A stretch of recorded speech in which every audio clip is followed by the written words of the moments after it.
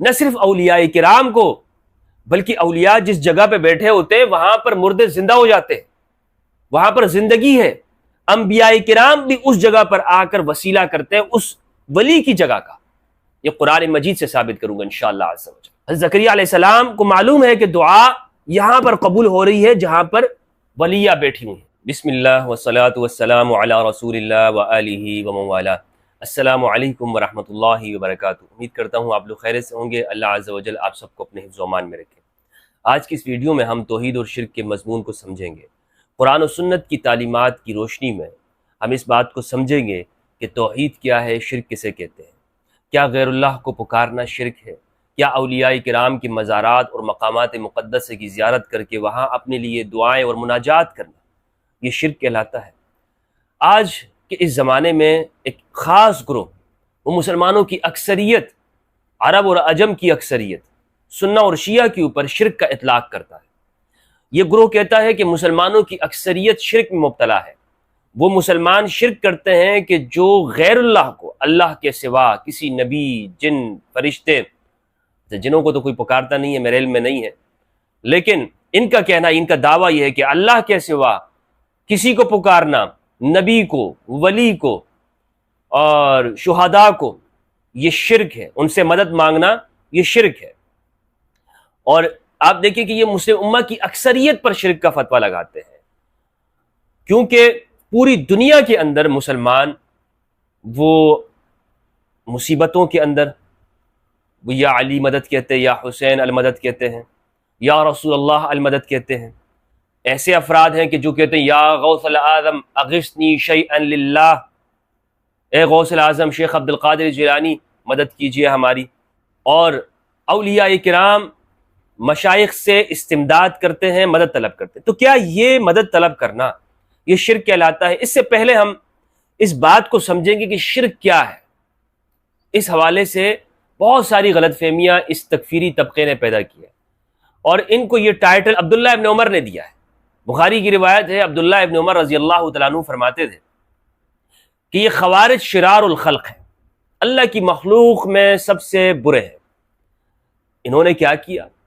یہ اس لیے برے ہیں کہ انہوں نے ان آیات کو کہ جو قرآن مجید میں مشرکین اور کفار سے متعلق نازل ہوئی ہیں، ان کے کفر کو بیان کر رہی ہیں، ان خوارج نے ان آیات کو اٹھایا اور مؤمنین کے اوپر فٹ کر دیا، مومنوں کے اوپر، مسلمین کے اوپر چسپا کر دیا، اور کہا کہ دیکھو وہ اس طرح کرتے تھے، تم یہ کرتے ہو، لہٰذا تم بھی کافر ہو، تم بھی اس کے حکم میں ہو۔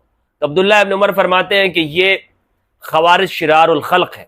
تو ہمارے زمانے کے جو یہ خوارج ہیں، جو یہ کہتے ہیں یا رسول اللہ المدد شرک ہے، یہ کہنے والا مسلمان نہیں ہے، کافر ہے، بلکہ کچھ تو کہتے ہیں کہ یہ ان کفار مشرکین مکہ سے برے کفار ہیں، کیونکہ وہ پھر بھی مصیبت میں یا اللہ کہہ دیتے ہیں، اور یہ لوگ تو مصیبت میں یا غوث کہتے ہیں یا علی کہتے ہیں، اور یہ ان کی کتابوں میں لکھی ہوئی یہ باتیں۔ تو اس تکفیری طبقے نے قرآن مجید کی آیات کو ہمیشہ غلط فٹ کیا، اور قرآن مجید اس سے کسی کو انکار نہیں ہے کہ قرآن مجید میں جو توحید کی تعلیمات ہیں وہ جگہ جگہ کے اوپر بیان ہے، اور اس زمانے کے جو مشرکین ہیں ان کی غلطیوں کو قرآن بیان کرتا ہے، ان کے شرک کی نشاندہی کرتا ہے۔ اور قرآن نے یہ تقسیم کہیں نہیں کی ہے کہ ایک شخص اگر ما تحت الاسباب مدد مانگ رہا ہے کسی سے تو یہ شرک نہیں ہوتا، اور اگر ایک بندہ ما فوق الاسباب مدد مانگتا ہے تو یہ شرک ہے۔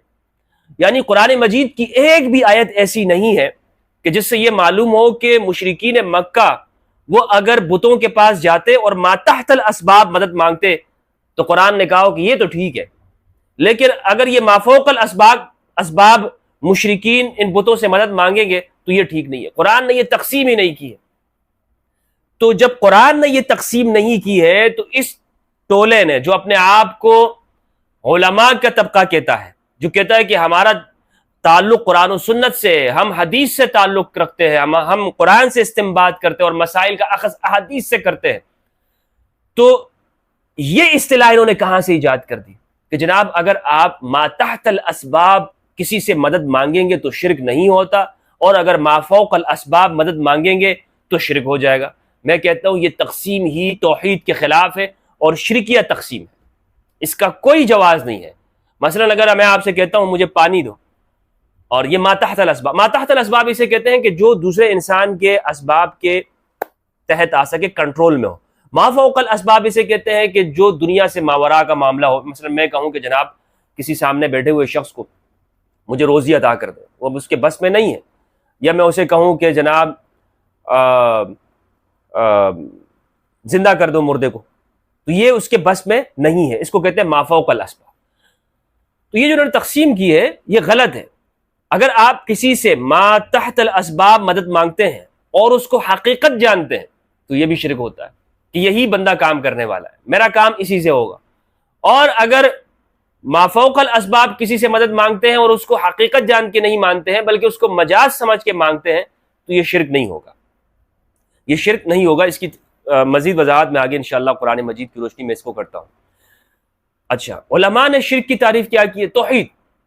توحید کسے کہتے ہیں؟ توحید یہ ہے کہ اللہ سبحانہ و تعالیٰ کو ذات اور اس کے تمام اوصاف اور کمالات کے اندر واحد اور یکتا احد ماننا۔ اور توحید کی سب سے بہترین تعریف اللہ سبحانہ و تعالیٰ نے خود ارشاد فرمائی سورۃ الاخلاص میں، قل هو اللہ احد اللہ الصمد لم یلد ولم یولد ولم یکن لہ کفوا احد۔ یہ سورہ اخلاص کا جو ترجمہ ہے یہ سب سے بہترین تعریف ہے توحید کی۔ علماء نے جو شرک کی تعریف کی ہے وہ یہ ہے کہ اللہ سبحانہ و تعالیٰ کی ذات اور اس کی صفات ازلیہ میں، ان صفات میں کہ جس میں وہ کسی سے مشترک نہیں ہے، اللہ کے ساتھ کسی کو شریک کرنا، اللہ کے ساتھ شریک کرنا۔ تفتازانی نے اس کی تعریف شرح عقائد نصفیہ میں کی، الاشراک وہ اثبات الشریک فی الالوہیہ، وہ اثبات الشریک فی الالوہیت بمعنى واجب الوجود کمال المجوسی، او بمعنى استحقاق العبادت کمال عبادت الاسنام۔ کہتے ہیں کہ اللہ کے ساتھ شریک کرنا الوہیت میں واجب الوجود کے معنی میں، جس طرح کے مجوس کرتے ہیں، یا اس طور پہ شریک کرنا کہ کسی کو اللہ کے سوا مستحق عبادت سمجھنا، یہ شرک کہلاتا ہے، جیسا کہ عبادت الاسنام یعنی بت پرست لوگ کرتے ہیں۔ قرآن مجید نے جو مشرکین کے اوپر جرح کی اور مشرکین کے اوپر قرآن مجید نے طعن کیا ہے وہ کیا ہے؟ اس میں دیکھیں کہ آپ کو سمجھنا ہوگا کہ قرآن ان بتوں کی ان مشرکین کے سامنے بے بسی ظاہر کرتا ہے کہ یہ بالکل بے بس ہے، محتاج ہے۔ ان کے سامنے اگر کوئی چیز لا کے رکھ دی جائے تو یہ اس کو اٹھا نہیں سکتے، اپنے منہ تک نہیں لا سکتے۔ جب یہ اپنے ناک میں بیٹھی ہوئی مکھی کو ہٹا نہیں سکتے، یہ اتنے محتاج ہیں، تو تمہارا کیا کام کریں گے؟ تو مجھے بتائیں کہ کیا ہم یہ عقیدہ رکھتے ہیں، یا کوئی مسلمان دنیا کا یہ عقیدہ رکھتا ہوگا کہ محمد رسول اللہ صلی اللہ علیہ وآلہ وسلم اپنی زندگی میں اتنے محتاج ہیں کہ وہ اپنے سامنے کوئی اختیار نہیں رکھتے؟ ہرگز نہیں۔ یا اولیاء کرام کو کوئی اختیار نہیں ہے؟ ابھی میں آپ کو آیات بتاؤں گا انشاءاللہ عز و جل کہ اولیاء کو کتنا اختیار ہے، اور قرآن مجید میں ہے۔ نہ صرف اولیاء کرام کو بلکہ اولیاء جس جگہ پہ بیٹھے ہوتے ہیں وہاں پر مردے زندہ ہو جاتے ہیں، وہاں پر زندگی ہے۔ انبیاء کرام بھی اس جگہ پر آ کر وسیلہ کرتے ہیں، اس ولی کی جگہ کا۔ یہ قرآن مجید سے ثابت کروں گا انشاءاللہ عز و جل۔ کیونکہ اولیاء، اس کا مطلب ہرگز یہ نہیں ہوا کہ ولی نبی سے مرتبہ میں بڑھ گیا۔ آپ توحید کو بہتر نہیں جانتے، قرآن توحید کو بہتر جانتا ہے۔ اس لیے مجھے آپ کی توحید کی تعریف کا پابند نہیں ہوں میں کہ جناب آپ کے دماغ میں کیا ہے توحید کے حوالے سے، آپ کیا چیزیں توحید کے حوالے سے سمجھتے ہیں۔ ہم آپ کی توحید کے محتاج تھوڑی ہیں، ہم تو اللہ سبحانہ و تعالیٰ نے جو قرآن مجید میں توحید بیان کی ہے، احادیث سے جو معلوم ہوا ہے، جس مفہوم کو قرآن بیان کر رہا ہے اس مفہوم کو توحید کو لیں گے، نہ کہ آپ کی اس ذہنی اختراعی شیطانی قسم کی فلسفے کی فلسفیانہ بنیادوں کے اوپر، تکفیری بنیادوں کے اوپر جو آپ نے توحید کی تعریف ایجاد کی اور مسلمانوں کے اوپر آیات کو فٹ کرتے ہیں، اس کے ہم محتاج ہوں گے۔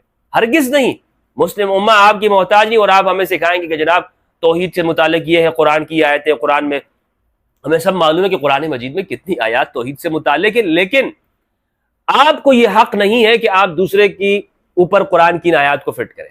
اس کی بالکل مثال ایسے لیجئے گا کہ ایک شخص آپ کے پاس آتا ہے، مثلا کسی کے پاس آپ چلے جاتے ہیں، آپ کو نزلہ زکام ہے، اور آپ ڈاکٹر کے پاس جاتے ہیں، ڈاکٹر سے کہتے ہیں ڈاکٹر صاحب مجھے نزلہ زکام ہے، فلو ہو گیا، اور ڈاکٹر کہتا ہے فوراً لکھ کے دیتا ہے کہ اس کو ٹی بی ہو گیا، اور وہ آپ کو چیک نہیں کرتا، آپ کے مرض کی تشخیص نہیں کرتا، آپ کو دیکھتا نہیں، تو آپ کہیں گے نہیں کہ یہ کتنا پاگل ڈاکٹر ہے، آپ اس کے پاس دوبارہ کبھی نہیں جائیں گے۔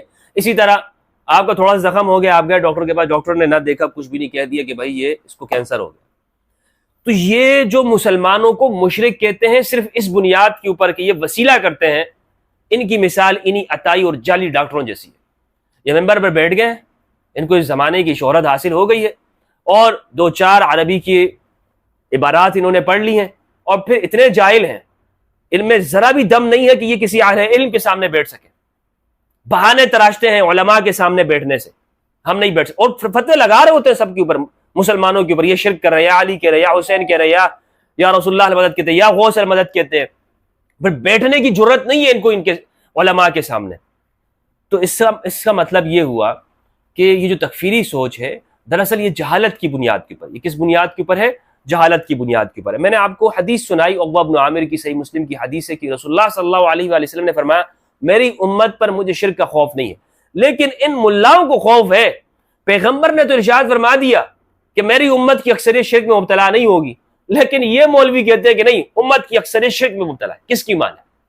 کس کی مان ہے ہم؟ نبی اکرم صلی اللہ علیہ وآلہ وسلم کی یا ان ملاؤں کی؟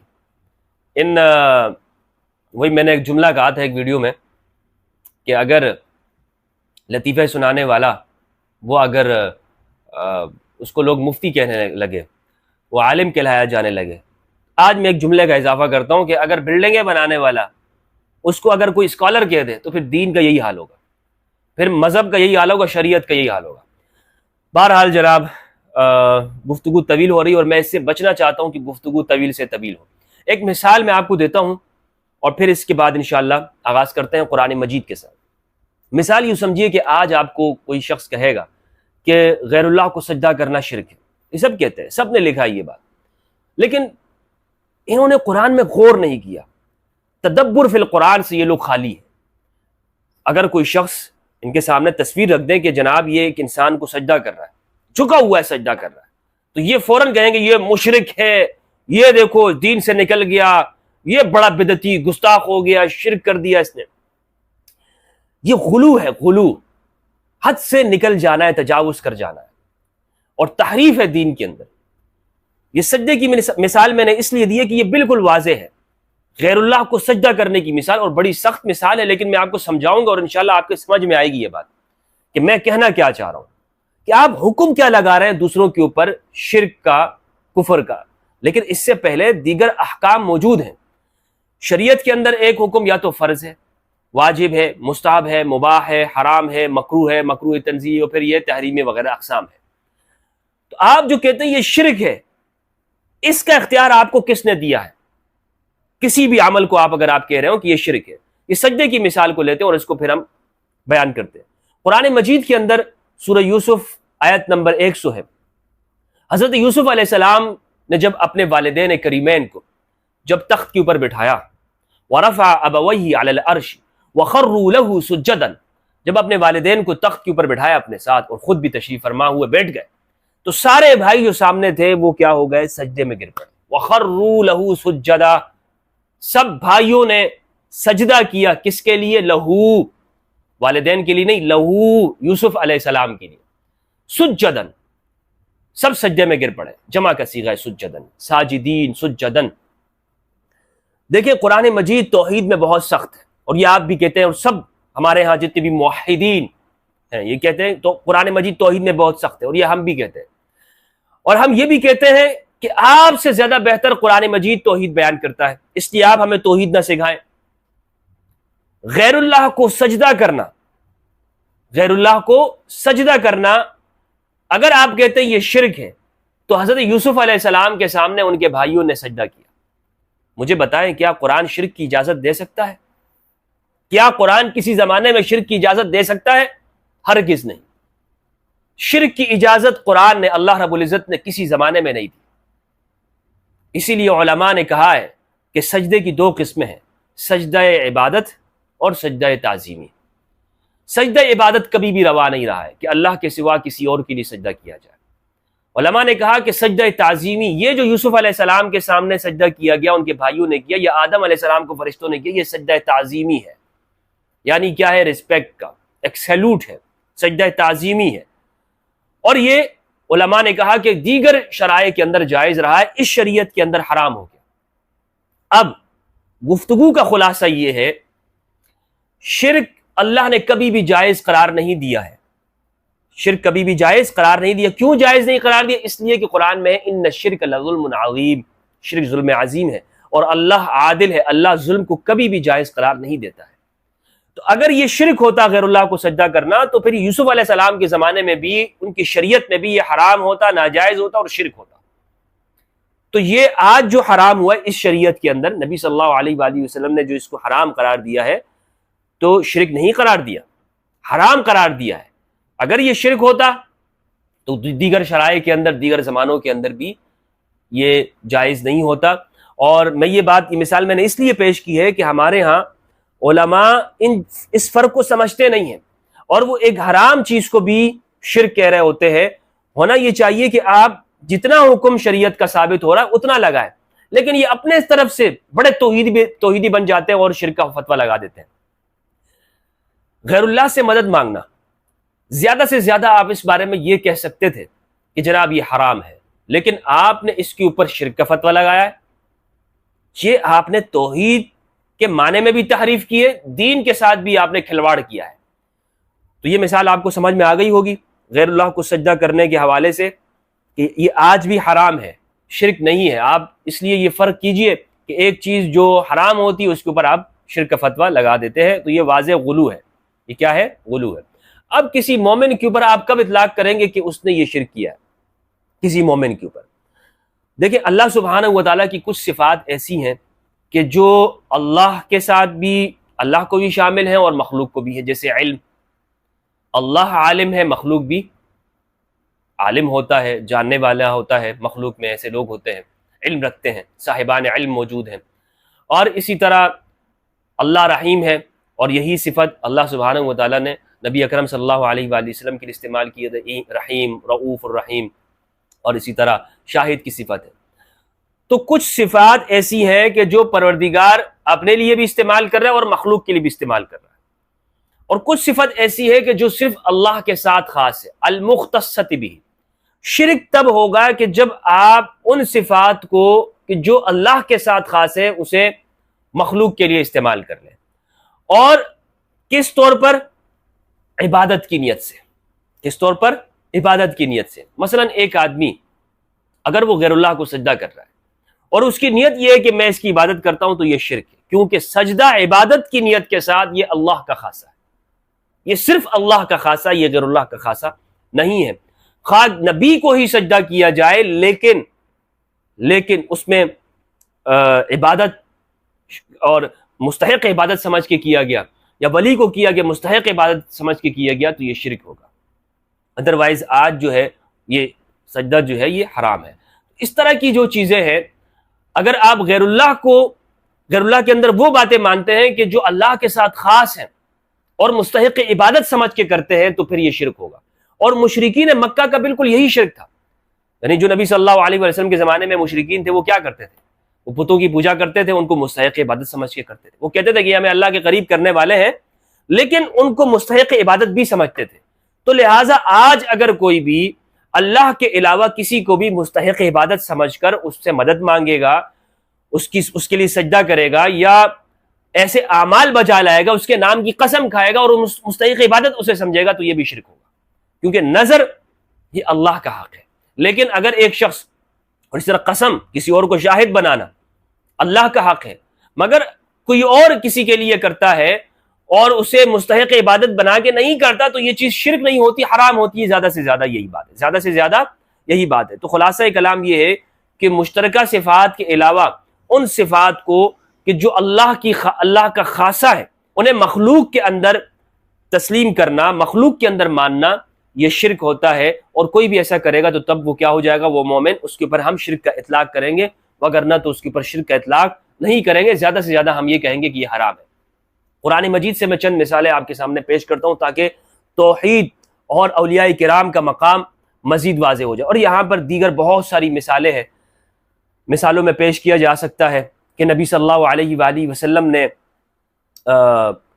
اپنے خود صحابہ کرام کو یہ تعلیم دی کہ دعا کس طرح سے مانگے۔ عثمان بن حنیف کی مثال ہے، کہ اسے یہ سکھایا کہ وہ یا محمد کہیں. لیکن میں یہاں پر قرآن مجید کے ساتھ چلنا چاہتا ہوں تاکہ قرآن مجید سے ہی ہمیں یہ توحید کی مثالیں واضح ہو جائے. قرآن مجید کے اندر ہے اللہ سبحانہ و تعالیٰ نے ارشاد فرمایا، سورہ مائدہ کی آیت نمبر 35 ہے، یا ایھا الذین آمنوا اتقوا اللہ وابتغوا الیہ الوسیلہ وجاہدوا فی سبیلہ لعلکم تفلحون. اے ایمان والو، اللہ کا تقوی اختیار کرو، اللہ سے ڈرو اور اس کی جانب وسیلہ تلاش کرو اور اللہ کی راہ میں خوب جہاد کرو تاکہ تم فلاح پا جاؤ. اس آیت کے اندر اللہ نے فرمایا کہ تقوی اختیار کرو، اعمال الگ ہو گئے، اور وسیلہ اختیار کرو. وسیلہ اعمال سے الگ ہے، لہٰذا کوئی یہ نہیں کہہ سکتا کہ جناب یہاں پر وسیلہ سے مراد اعمال ہے کہ آپ نماز پڑھیں، کیونکہ اس سے پہلے ذکر ہو گیا، اور وہ کیا ہے؟ اتقوا اللہ. تقوی کے اندر ساری چیزیں آ گئی، نماز، روزہ، زکوٰۃ، جو بھی اعمال ہیں آپ کے وہ سارے تقوی کے اندر آ گئے. الوسیلہ یہ بالکل الگ لفظ ہے اور خاص ہے، معلوم ہے یہ سب سے الگ ہے. الوسیلہ، وسیلہ اختیار کرو. اور وجاہدوا، جہاد، اعمال قرآن نے الگ قرار دے دیا، الگ کر دیا بالکل اسے.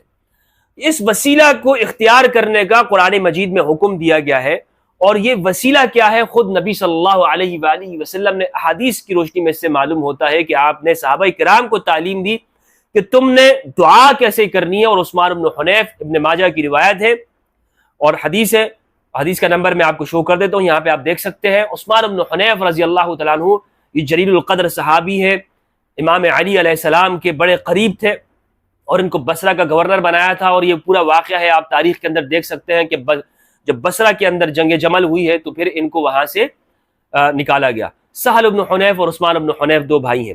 نبی صلی اللہ علیہ وآلہ وسلم کے دنیا سے چلے جانے کے بعد، وصال کے بعد، ایک شخص کو خود عثمان بن حنیف نے یہ طریقہ سکھایا دعا کا. اور اس کا واقعہ تھا کہ حضرت عثمان رضی اللہ تعالیٰ عنہ کے ساتھ ان کی ملاقات نہیں ہو رہی تھی اور اسے کوئی کام تھا ضروری، تو اس نے کہا کہ عثمان بن حنیف نے کہا کہ آپ اس طرح سے دعا مانگے تو آپ کی دعا ہو جائے گی. تو اس نے وہ دعا مانگی اور ہو گئی. اسی طرح سے مصنف ابن شیبہ کی روایت ہے، مالک الدار کی روایت ہے کہ نبی صلی اللہ علیہ وآلہ وسلم کے بعد حضرت عمر کے زمانے میں قحط پڑ گیا، تو پھر وہاں پر صحابہ کرام نبی صلی اللہ علیہ وآلہ وسلم کے روزے پر آئے، قبر انور پر تشریف لائے، اور انہوں نے دعا کی، اور پھر وہ سکھایا گیا، بتایا گیا کہ جاؤ عمر رضی اللہ عنہ سے کہو کہ وہ خوب سمجھ بوجھ کے ساتھ حکومت کرے اور احتیاط سے کام لے. اچھا، یہ یعنی اس آیت کی روشنی میں وسیلہ کی میں نے آپ کو تعریف کر دی کہ وسیلہ خود پیغمبر اکرم صلی اللہ علیہ وآلہ وسلم کے زور اقدس میں اور بعد میں بھی وسیلہ اختیار کیا جاتا تھا. حضرت عمر، بخاری کی روایت ہے کہ نبی صلی اللہ علیہ وآلہ وسلم کے وسیلہ اختیار کیا کرتے، اور پھر بعد میں حضرت عباس بن مطلب ان کا بھی وسیلہ اختیار کیا گیا. تو بہرحال وسیلہ کرنا یہ شرک نہیں ہے. تو مومنین آج جو بھی یہ دعا کرتے ہیں یہ وسیلے کے طور پہ کرتے ہیں، یا یہ جو ندا ہے یا رسول اللہ مدد، یا غوث المدد، یا علی المدد، یہ وسیلے کے طور پر ہے. اب آپ کہیں گے کہ اس میں تو کوئی نام نہیں لیا کہ وسیلہ کے طور پر. بھائی یہ اس لیے وسیلہ ہے کہ ایک مومن یہ دعا کر رہا ہے. ایک مومن جب یہ کہتا ہے کہ مجھے اس ڈاکٹر سے شفا ہوئی تو کوئی اس کو کفر نہیں کہتا، حالانکہ یہ جملہ ایسا ہے شفا اللہ کا خاصہ ہے. لیکن جب مومن یہ بات کہے گا تو کوئی اس پہ اعتراض نہیں کرے گا کہ اس ڈاکٹر سے شفا ہوئی ہے. لیکن اگر یہی جملہ ایک کافر کہے گا، ملحد کہے گا، دہریہ کہے گا، تو آپ کہیں گے کہ یہ بالکل اس نے اپنے اعتقاد کے موافق کہا ہے. تو جملے اعتقاد کے موافق ہوتے ہیں، جملے اعتقاد کے موافق ہوتے ہیں، یعنی جس طرح کا انسان کا عقیدہ ہے اسی کے مطابق اس کے جملے کو لیا جائے گا. میں کہتا ہوں کہ میرا یہ کام فلاں بندے نے کیا، فلاں بندے نے کر دیا، حالانکہ کام کرنے والا کارساز وہ اللہ کی ذات ہے. لیکن چونکہ ایک مومن نے یہ جملہ کہہ رہا ہے تو آپ یہ نہیں کہہ سکتے کہ میں نے شرک کیا ہے. تو بالکل اسی طرح سے جب مومنین یہ کہتے ہیں یا رسول اللہ مدد، یا حسین، یا علی المدد، تو یہ وسیلہ کر رہے ہوتے ہیں. یہ ڈائریکٹ نہیں کہتے ہیں کہ ہم حقیقی طور پر نبی صلی اللہ علیہ وآلہ وسلم یا امام حسین یا امام علی علیہ السلام یا غوث عبد القادر، شیخ عبد القادر جیلانی رضی اللہ عنہ وہ بگڑی بنانے والے ہیں، وہ سدھارنے والے ہیں. مراد یہ ہوتی ہے کہ اللہ کی عطا سے کرتے ہیں، اللہ کی عطا سے کرتے ہیں.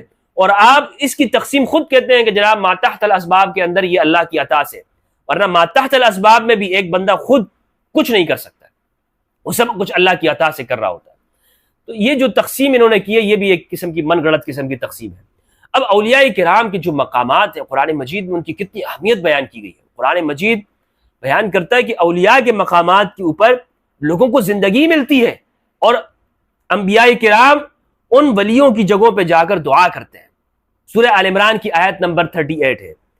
فَتَقَبَّلَهَا رَبُّهَا بِقَبُولٍ حَسَنٍ وَأَنبَتَهَا نَبَاتًا حَسَنًا وَكَفَّلَهَا زَكَرِيَّا. حضرت مریم علیہ السلام کا واقعہ بیان ہو رہا ہے. معلوم ہونا چاہیے کہ حضرت مریم حضرت عیسیٰ علیہ السلام کی والدہ ہے اور حضرت مریم نبیہ نہیں ہے. اس پر تمام علماء امت کا اتفاق ہے, اس میں کسی کا اختلاف نہیں سوائے ابن حزم وغیرہ کا. یعنی حضرت مریم یہ نبیہ نہیں ہے, یہ ولیہ ہے. قرآن مجید میں یہاں بیان ہو رہا ہے آل عمران کے اندر کہ ہم نے مریم کو قبول کر لیا کیونکہ ان کی والدہ نے لڑکے کی نظر مانی تھی, لیکن اللہ سبحانہ و تعالیٰ نے حضرت مریم کو قبول کر لیا. بڑی شان ہے ان کی. وَكَفَّلَهَا زَكَرِيَّا, زکریا نے ان کی کفالت کی. حضرت زکریا علیہ السلام نبی ہیں. كُلَّمَا دَخَلَ عَلَيْهَا زَكَرِيَّا الْمِحْرَابَ, جب بھی ان کے پاس آتے, حضرت مریم کے پاس آتے زکریا علیہ السلام المحراب, ان کے بیٹھنے کی جگہ پہ, ان کے بیٹھنے کی جگہ پہ. محراب سے مراد مسجد کا محراب نہیں ہے, لوگ سمجھتے ہو شاید یہاں پہ مراد مسجد ہے, مسجد نہیں ہے یہاں پہ.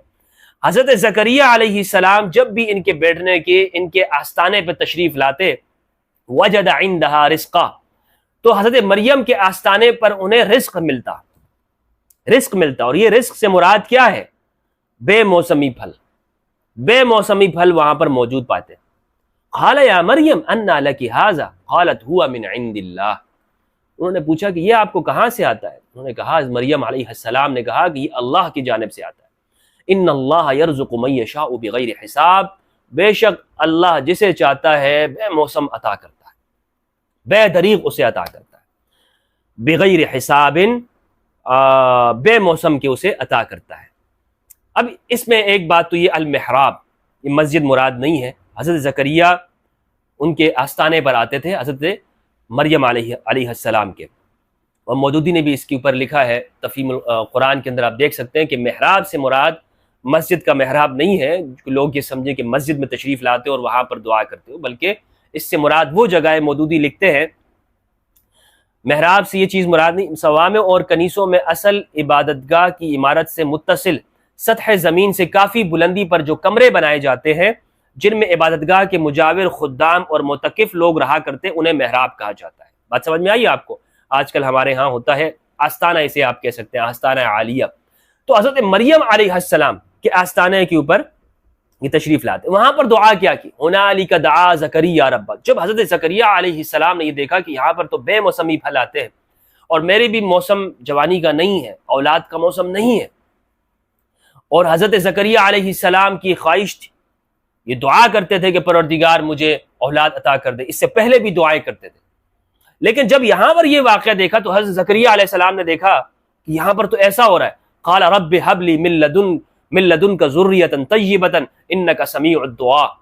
تو حضرت زکریا نے یہاں پر آ کر ہنالک دعا زکریا رب, ہنالک اسی جگہ پر, اسی لیے, ہنا یہاں لکا یہ اسی لیے کے معنی میں آتا ہے ہنالک, کہ جب جو کچھ انہوں نے دیکھا کہ یہاں محیر الحقول قسم کے واقعات ہو رہے, کرامات ہو رہی ہے, مریم کے کرامات علیہ السلام, تو ہنالک اسی بنا پر دعا زکریا ربہ, اسی جگہ پر زکریا نے اپنے رب کو پکارا.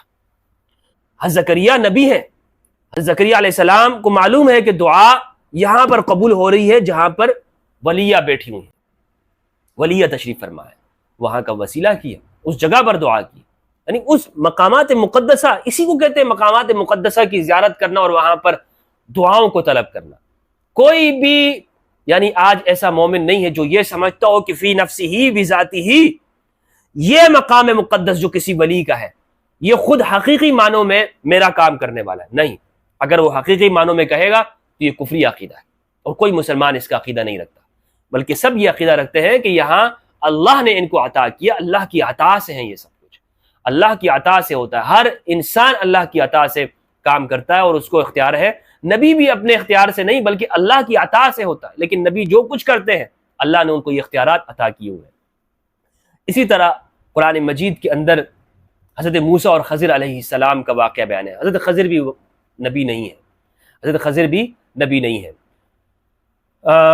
جب حضرت موسیٰ علیہ السلام, یہ واقعہ قرآن مجید کے اندر آپ اس واقعے کو پڑھ سکتے ہیں, اور تفصیل کے ساتھ یہ بیان کیا سورہ کہف کے اندر اللہ رب العزت نے ان کے شاگرد کا، یوشع بن نون کا، حضرت موسیٰ علیہ السلام کا. حضرت موسیٰ علیہ السلام نے یہ کہا تھا یا رب مجھ سے زیادہ بھی کوئی علم رکھنے والا ہے، تو اللہ سبحانہ وتعالیٰ نے فرمایا کہ میرا ایک بندہ ہے جس کے پاس میرا علم لدنی ہے، وہاں جاؤ، اس کے پاس وہ جگہ بتائی گئی. حضرت موسیٰ علیہ السلام اور ان کے شاگرد نے تیاری کی، اور تیاری کے لیے اپنے ساتھ کھانا جو رکھا اپنے ٹفن میں، وہ رکھا ایک مچھلی کو، اور اسے ساتھ میں لے گئے. اور نشانی یہ تھی کہ یہ مچھلی ہمارے پاس ہوگی، اور جہاں پر یہ زندہ ہو جائے گی وہی اس ولی کا مقام ہوگا، وہی اس ولی کا مقام ہوگا. یہ قرآن مجید میں بیان ہے، آیت نمبر 61 اور آیت نمبر 62 اور 63 میں آپ پڑھ سکتے ہیں. فلما بلغا مجمع بینہما نسیا حوتہما فاتخذ سبیلہ فی البحر سربا، کہ جب وہ مجمع البحرین کے مقام پہ پہنچے تو وہاں پر مچھلی نے ایک سرنگ بنا لی، ایک رستہ بنا لیا. دریا کے اندر ہی اس نے اپنا رستہ بنا لی، لیکن سرنگ کی طرح رستہ بنایا بالکل، یعنی پانی ایک ہول بنتا جا رہا تھا.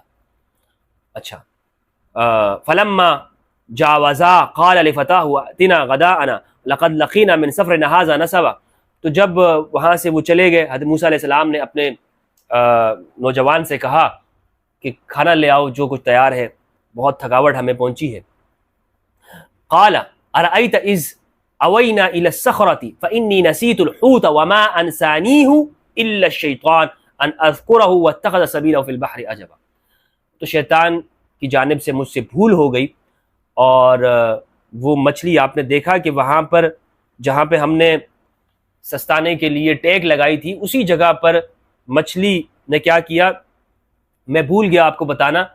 مچھلی نکلی تھی اور اس نے اسی جگہ پہ وہ چلی گئی تھی، لیکن میں آپ کو یہ بات بتانا بھول گیا تھا، اور اس نے حیرت انگیز طور پر دریا کے اندر ہی اپنا ایک رستہ بنا لیا تھا. یعنی وہ مچھلی ہم وہاں پہ جب اس نے رستہ بنا لیا، تو یہ واقعہ میں آپ کو بتانا بھول گیا. جو اسے یہ بات تب یاد آئی جب حضرت موسیٰ علیہ السلام نے کھانا مانگا. ٹھیک ہے، تو یہاں پر آپ دیکھیں کہ مچھلی، اچھا یہ مچھلی تلی ہوئی مچھلی تھی، یہ زندہ مچھلی نہیں تھی. کوئی یہ کہے کہ وہ زندہ مچھلی وہ ساتھ اپنے لے گئے تھے موسیٰ علیہ السلام، کیونکہ قرآن مجید میں اسی میں ہے کہ لقد اذ قال لفتاه آتنا غداءنا، ہمیں ہمارا کھانا دے دو، ہمارا جو تیار ہے جو ہم ساتھ لے کے آئے وہ ہمیں دے دو. تو یہ مچھلی کے بارے میں ہی کہا ہے. تو مچھلی وہاں زندہ ہو گئی. اسی جگہ پر حضرت موسیٰ علیہ السلام نے کہا کہ یہی ہمارا ٹھکانہ ہے جہاں موسیٰ علیہ السلام کو اس شخص سے ملنا ہے جس کے پاس علم لدنی ہے.